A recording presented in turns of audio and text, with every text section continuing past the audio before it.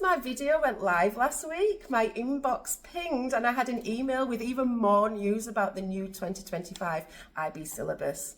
Now, the email didn't come from IB directly, but it came from a credible source. So I thoroughly read the email, I digested it and did more research and decided to put a summary of the changes we now know about in this new video. I also wrote a comprehensive written report about what we now know, and the link to that report is in the description below if you'd like to access it. So let's take each paper one at a time. For paper one, we knew this paper and probably the other papers would centre around 6 main concepts. Now, I was a little unclear about how those concepts were going to link to IB psychology, so I read all the information and defined each concept, and this really gave me clarity. All 6 definitions are in the written report, but let's take measurement as an example. Measurement means the tools and techniques used to measure variables and study participants, whether these are quantitative or qualitative tools. Now, students need to be able to discuss these tools and techniques and, of course, evaluate them. We also already knew that paper 1 would centre around 4 distinct contexts, and we got more information on the learning and cognition context. We learnt that students will have to investigate operant and classical conditioning and social learning theory and how these can be used to change behaviour. We also found out that the learning and cognition context would be heavily linked to the cognitive approach. And we'll talk about the approaches a little bit more later. Unfortunately, we don't know too much about the other contexts, health and well-being, human development and human relationships, but my guess would be that health and well-being will link to the biological approach mostly, and the other 2 will link to the socio-cultural approach mostly. So let's talk about the approaches. And the new syllabus, these will make up the content of the paper 1. We got quite a lot of information on this, so this is great. For the biological approach, although a lot of things have stayed the same from the current syllabus, some things have been removed, such as evolution and pheromones. Some things have been added, such as biological determinism, and some things have changed slightly.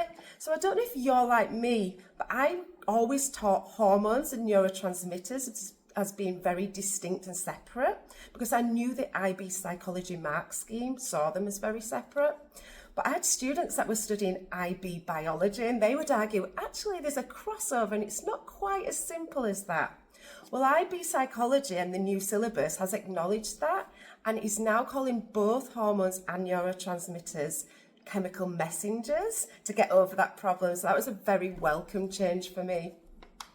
When it comes to the cognitive approach, students have less choice when it comes to thinking and decision making because they have to look at dual process model, and the biases in thinking and decision making will be anchoring bias and confirmation bias. Students are, however, going to be given more choice when it comes to what type of model they will focus their investigations on. So students will have to discuss, describe, evaluate and contrast models, but the models can be on memory, attention, perception or language. When it comes to the socio-cultural approach, it seems like we're going a bit retro because lots of the topics from the pre-2017 syllabus, so 2 syllabuses ago, have made a comeback. So now we're going to go back to teaching compliance techniques and emic versus etic approaches to research, as well as conformity. I think lots of teachers criticise this current syllabus for not having enough of the classical psychology in. So now we're going back to teaching operant and classical conditioning and conformity. I think it's going to really appease those teachers that had that criticism. For paper 2, we knew students would have to carry out practicals.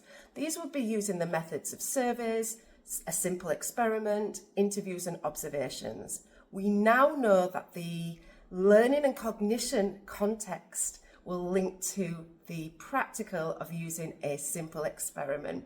We don't know the others yet, but I'm sure that news will come. For paper 3, the higher level paper, we knew that students would have to analyse and interpret data, and we've now been given a list of the analysis techniques that students will have to be able to discuss, evaluate and be able to use. So here they are. I'm going to read them because the list is quite long. So for paper 3, students will have to be able to discuss, describe, evaluate and use bar graphs, box and whisper plots, correlation coefficients, descriptive statistics, distributions, frequency tables, histograms, inferential statistics, line graphs, outliers, scatter plots, and do thematic analysis. So that's quite a long list of those analysis tools we're going to have to teach our students. The final bit of information we were given was on a list of key terms that are called research considerations. And I found out that these terms could be used in questions on any paper. So it's really important that we adapt and create learning resources that make sure students are very well versed in using these research consideration terms. Again, I'm going to read them because the list is quite long. So they are reliability, internal validity, external validity, generalizability and researcher bias, participant biases, reflexivity, transferability, credibility, and the sampling techniques, which now are going to be self-selected, opportunity, random, snowball, and stratified sampling techniques. So there we have it. That's more information. I hope this has been useful. I know it's been really helpful for me to get this information. I'm going to start planning even more in preparation for the new syllabus being released in February. What I'm going to do is I'm going to copy over my current resources into a folder and call it 2025 syllabus resources, and I'm going to delete all my resources and teaching materials that I know are no longer going to be asked about in the new syllabus. I'm then going to go back and find my resources from before 2017, and I'm going to copy over the resources that I know will be in this new syllabus. So I've got a nice organised resource folder that I can access when I start planning those lessons.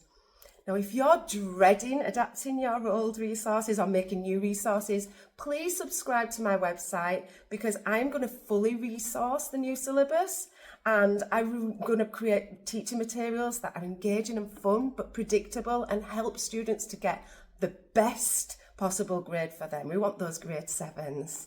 So please subscribe to my website, and I'll be in touch as soon as other resources and those resources are available. Thanks again for watching, and until next time, goodbye.